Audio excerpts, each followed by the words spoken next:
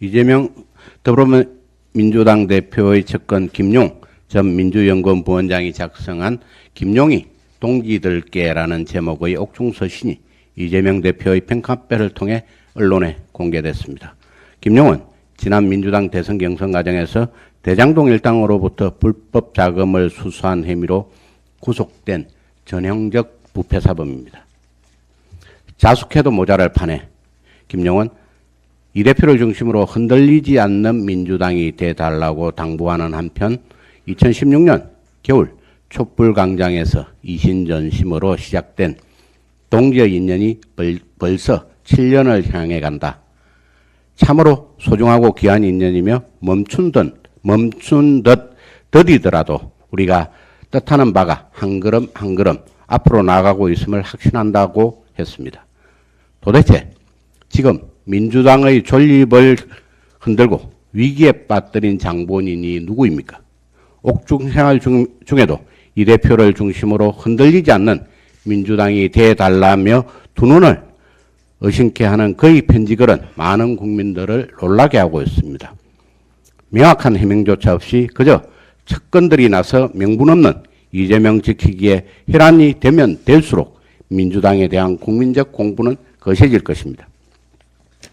공개된 편지 내용만 놓고 보더라도 현재 수많은 불법 의혹을 갖고 있는 이재명 고하기에 급급한 민주당의 민낯을 여실히 볼 수 있습니다. 또한 그는 나는 이제 재판정에서 당당하게 검찰과 맞서겠다며 정적을 죽이고 야당을 파괴하려는 세력에 맞서 국민을 살리고 국민을 지키는 더불어민주당 이재명 대표를 중심으로 흔들리지 않는 당이 될 수 있도록 앞장서 달라라고 말하는 뻔뻔함도 보였습니다. 더구나 어제 이재명 대표가 최고위원 회의에서 대장동 사건과 관련해서 지금 보면 연출 능력도 아주 형편없는 것 같습니다. 남욱이 연기를 하도록 검찰이 연기 지도를 하는 것이 아닌가 하는 생각도 드는데라고 발언한 후 남욱은 캐스팅하신 분이 발연기를 지적하셔서 송구스러운데요. 이 작품은 영화가 아니라 다큐멘터리라고 반박하면서 대장동 사건의 책임자가 이재명 대표라고 지적했습니다. 부패 사건의 피고인과 당대표가 설전을 벌이는 민주당. 부패 사건으로 구속된 김용마저 나서서 이재명 대표의 호위무사가 되어야 할 수밖에 없는 민주당. 부디 하루빨리 민주당이 정상으로 돌아와 이성을 찾길 바랍니다.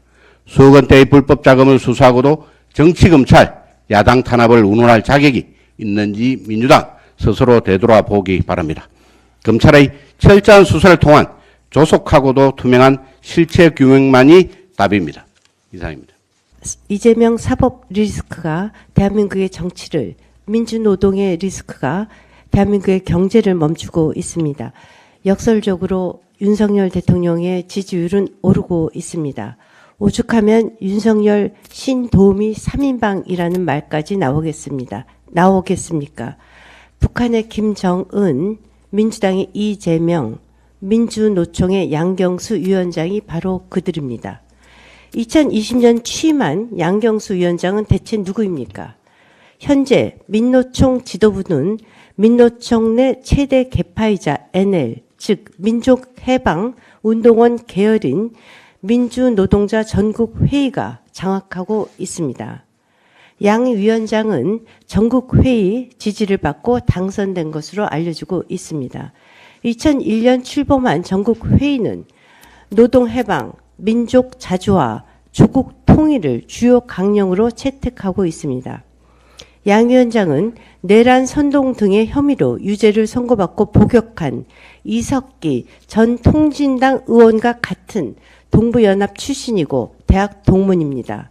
총학생회장을 지냈고 대학 시절 한총련 중앙상임위원을 하면서 각종 반미 집회에 참여했습니다. 그는 이번 동계투쟁에 윤석열 정권 퇴진까지 얹었습니다. 지난 수년간 수배 생활을 한 기록도 있습니다. 또한 그는 노총 최초의 비정규직 출신의 위원장입니다. 당시 선거 과정에서 부정선거 논란이 일기도 했습니다. 양 위원장은 취임 이후 이석기 전 의원의 석방을 요구하는 경기 공동행동의 대표를 맡았고 민노총 지도부에 경기 동부연합 출신들을 끌어들였습니다. 민노총이 노동자 권익보다 친북, 반미 등 정치 투쟁, 이념 투쟁에 집중하는 이유입니다. 한때 민노총 출범에 관여했던 김준용 국민노조 사무총장은 전통적 대기업 노조가 기득권에 안주하는 사이 그 틈을 비집고 들어온 자가 양경수라며 지금 민노총은 대한민국의 헌법과 정체성을 공격하고 있으며 궁극적인 목적은 체제 전환이라고 폭로한 바 있습니다. 다음에는 화물연대의 노조 전임자와 귀족 조합원들의 카르텔에 대해서 말씀드리겠습니다. 수입이 생계비에도 못 미친다고 하더니 화물연대 본부의 일부 간부 등 조합원들은 화물 차량의 면허권, 즉 변호판을 대여해 월 수백만 원의 부수입을 올리고 있는 것으로 확인됐습니다. 즉 현대판 지주 행세를 하면서 고소득을 올리는 노조 간부와 조합원이 상당수인 것입니다.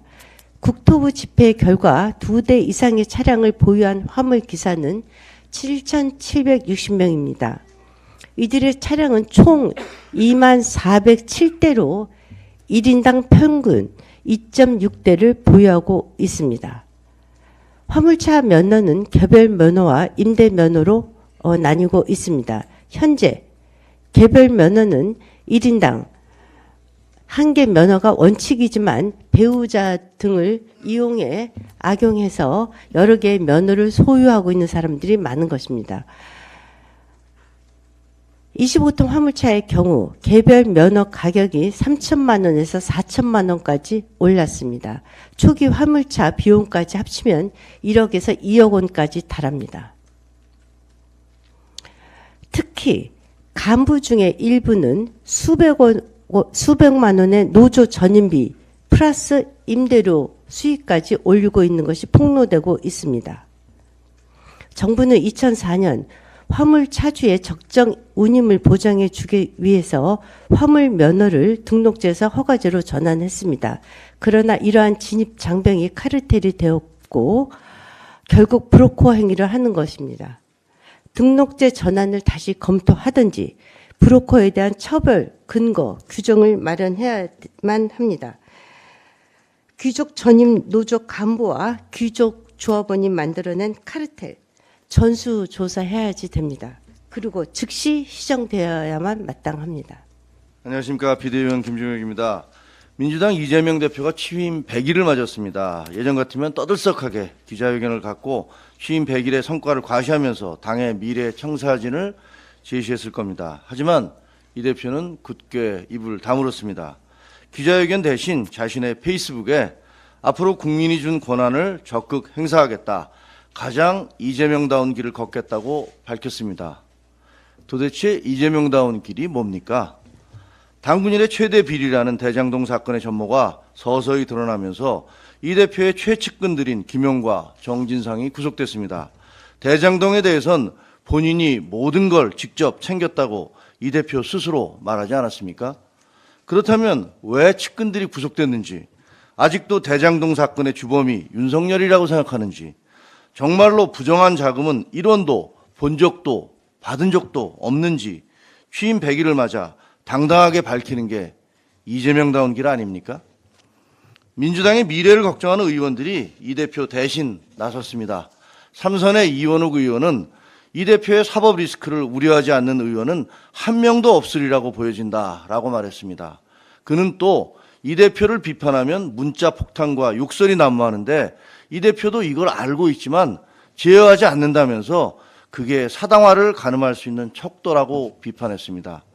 오선의 이상민 의원은 사법적 의혹에 대한 국민과 당원의 우려를 어떻게 해소할지 자신의 입장과 해명은 무엇인지가 전혀 없다고 지적했습니다. 재선인 조응천 의원도 대장동 사건을 가장 잘하는 게 이 대표니까 사실은 이렇다고 말씀할 필요가 있다고 말했습니다. 민주당은 이미 3차례나 집권한 경험이 있는 역사와 전통을 자랑하는 정당입니다. 하지만 야박한 평가인지 몰라도 이재명 대표의 100일은 민주당이 망가지고 무너져버린 100일이라고 하지 않을 수 없습니다.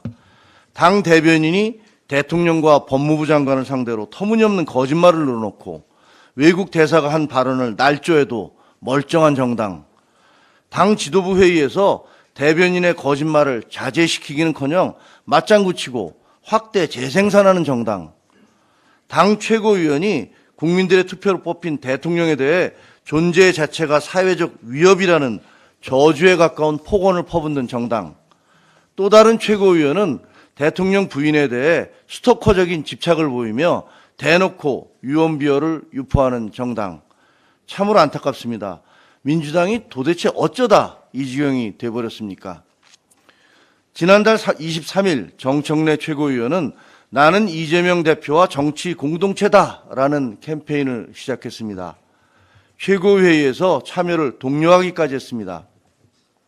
2주일이 지난 지금 이 캠페인 참가자는 민주당 의원 169명 중 정 의원 자신을 포함해 단 2명이라고 합니다. 민주당은 이재명 대표의 사당이 아니고 그래서도 안 됩니다. 공천권을 무기로 당을 사당화하고 범죄 행위를 비호하는 당으로 만드는 게 이재명다운 길이라면 그 길에서 빨리 내려오시기 바랍니다. 이 대표가 자주 언급하는 역사와 국민을 조금이라도 생각한다면 말입니다. 이상입니다. 예, 안녕하십니까. 전주의 비대위원입니다.